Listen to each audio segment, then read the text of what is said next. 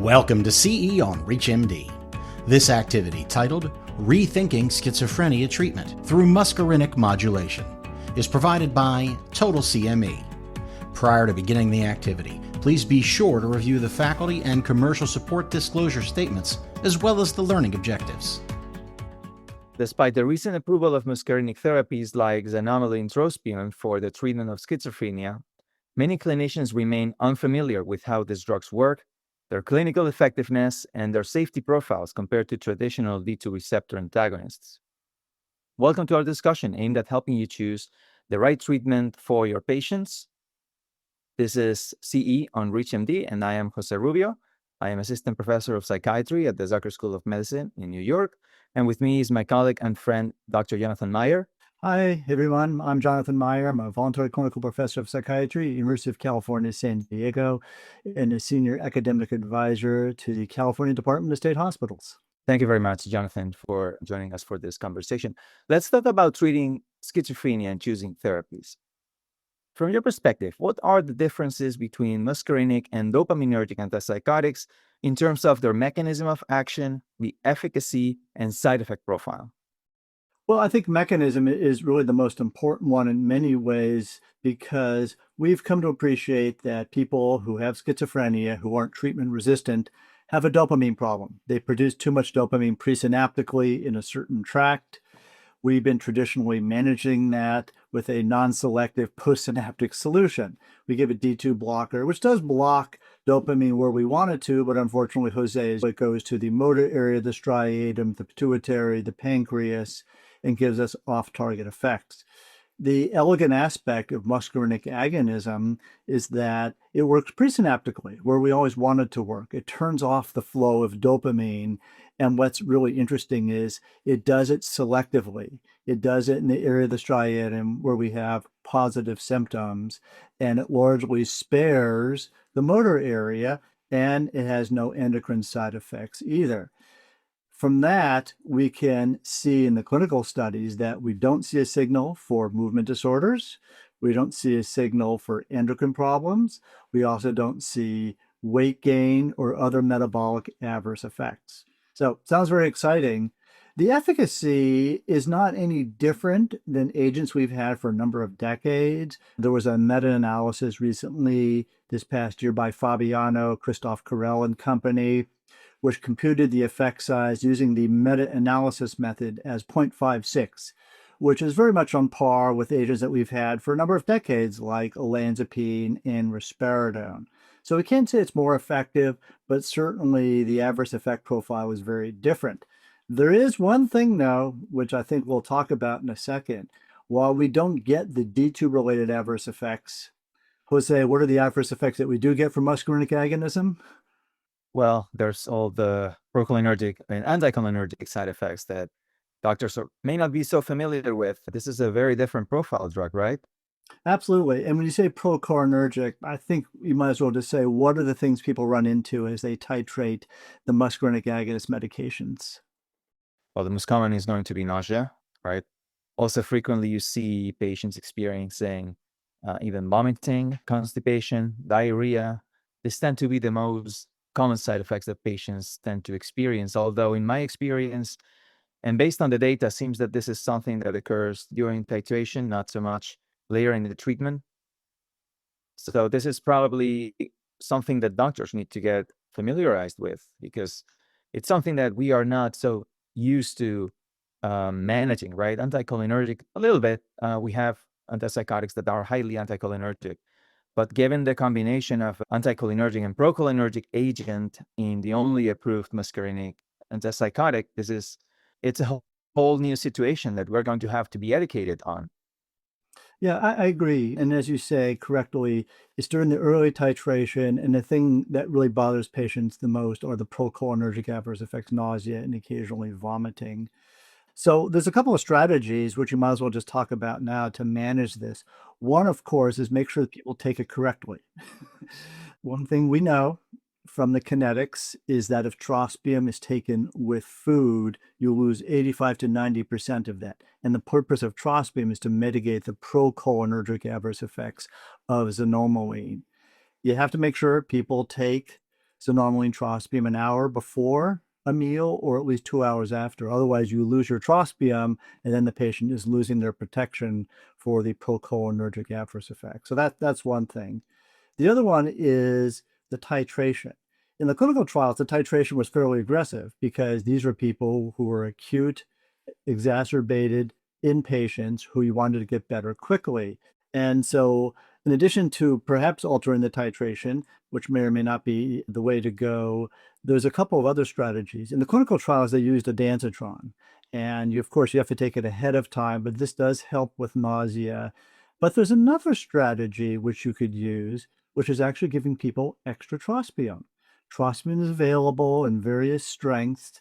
And as long as I'm not too concerned about giving somebody, let's say, urinary retention, which is a real problem, by the way, that I may actually give them extra trospium. The lowest dose available is 20 milligrams. And if the person is so fearful of the nausea or vomiting, I will actually have them take extra trospium at the beginning. And then if the problem doesn't manifest itself, we can peel it away. But at least it gives me exactly what you're suggesting might be helpful, which is having more exposure to the agent, which is mitigating those post-cholinergic adverse effects. Eventually, people do develop tolerance. We know this from the clinical trials. The idea is you got to get them over the hump. And I think, from the perspective of both of us who treat a lot of people living with schizophrenia, you got to take the long view. It takes you a month to get them to the effectiveness, that's fine. If they can do it in a week, that's fine too. You have to treat the person in front of you based on their concerns. Yeah, so this is an exciting drug. So I guess the question, Jose, is when would you switch somebody to xanomeline-trospium? For those tuning in, you're listening to CE on ReachMD. I am Dr. Jose Rubio, and here with me today is Dr. Jonathan Meyer. We are discussing schizophrenia treatment through muscarinic modulation.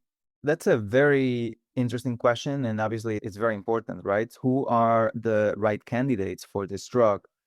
And the way I think about this is that I would divide it in two types of problems. One is when the antipsychotic has not been effective enough.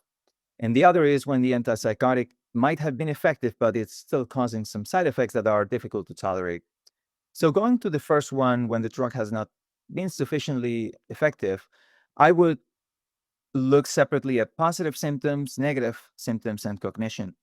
From the perspective of positive symptoms, I think that the data, first of all, we have to admit that there's no head-to-head comparison between xanomeline-trospium and other drugs, so it's a little bit difficult to come up with very robust statements on this regard. But you see that in the ARISE trial, the use of xanomeline in augmentation with other antipsychotics for the treatment of residual symptoms was not really reaching statistical significance, which makes me think that perhaps those residual symptom patients might not be the first place where I would start in the use of xanomeline for sufficient efficacy. Perhaps the indirect data that we have, as we alluded to for negative symptoms and cognition, might be a place where I would consider it more seriously when it comes to insufficient response.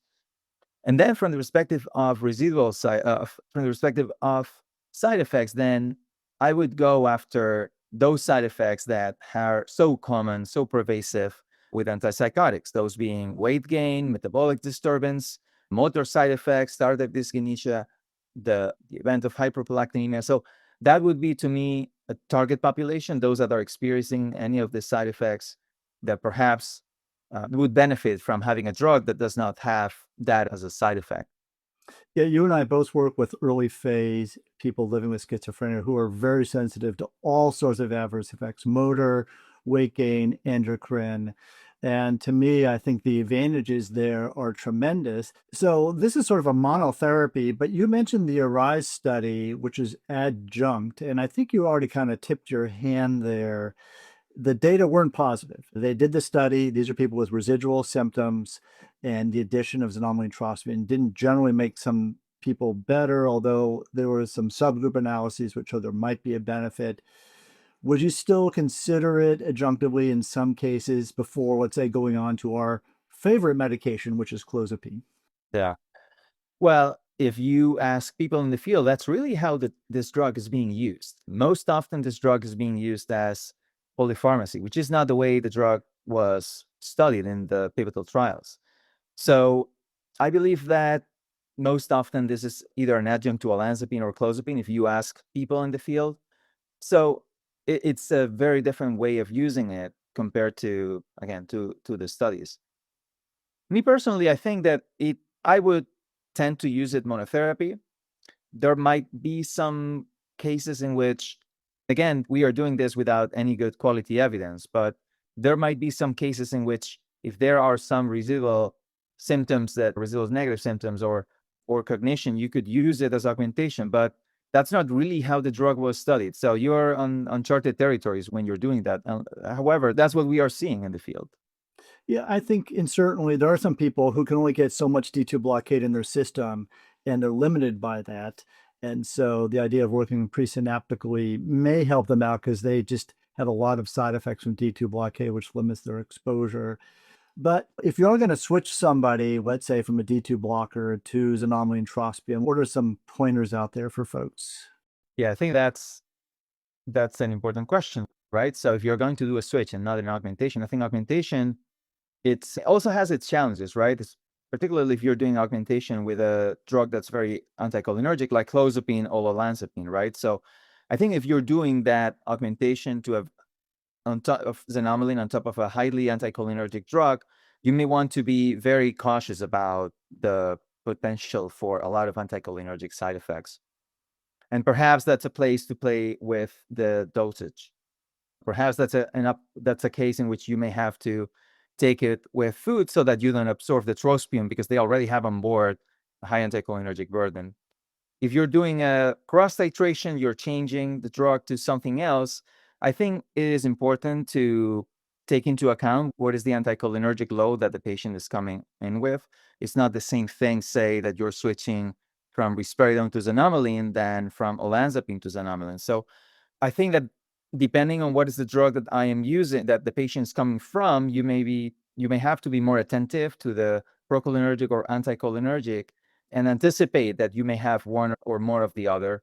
Typically, what we have been doing is to switch patients or to cross-titrate over 4 weeks, although now I am of the perspective that probably a quicker cross-titration might also be fine. What do you think about this? I think the issue of current anticholinergic burden is an important one. Well, this has been a fantastic conversation, Jonathan. But before we wrap up, do you want to share a take-home message that you would give to the audience?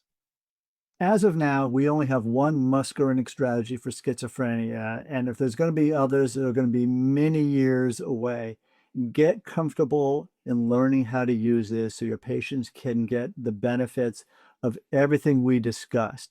The absence of certain adverse effects benefits not only in positive symptoms, but maybe other elements of schizophrenia. But in order for them to get the benefits, you have to know how to start it and how to manage some of its quirks.